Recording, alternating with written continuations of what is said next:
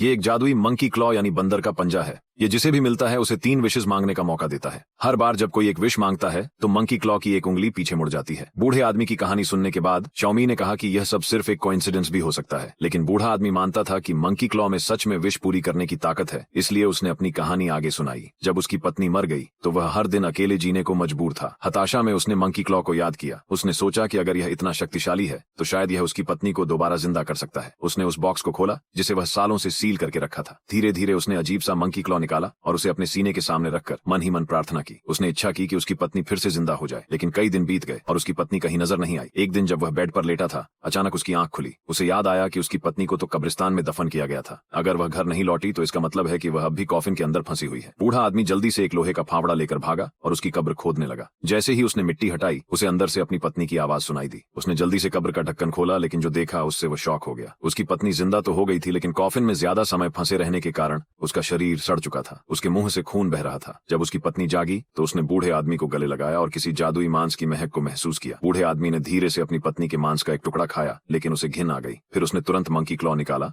और दोबारा विश मांगने की सोची, लेकिन उसकी पत्नी जो अब जिंदा हो चुकी थी खुद आगे बढ़कर उसे रोकने लगी। बूढ़ा आदमी मुश्किल से उसे धक्का देकर कब्र से बाहर निकला। उसने नीचे पड़ा फावड़ा उठाया और अपनी पत्नी से माफी मांगी। फिर उसने पूरी ताकत से अपनी पत्नी के बचाव कवच पर वार किया। एक झटके में उसने अपनी पत्नी का हाथ काट दिया और उसे उल्टा गिरा दिया। फिर उसने मंकी क्लॉ उठाया और अगली विश मांगी, उसकी पत्नी अब रेस्ट इन पीस हो जाए। जैसे ही सेकंड मंकी क्लॉ जमीन पर गिरा, उसकी पत्नी जो अब सिर्फ एक लाश बन चुकी थी आखिरकार शांत हो गई। इस पल में बूढ़े आदमी को गहरा गिल्ट हुआ। उसने तो अपनी पत्नी को जिंदा करना चाहा था, लेकिन अब उसकी पत्नी का पूरा शरीर टूट चुका था।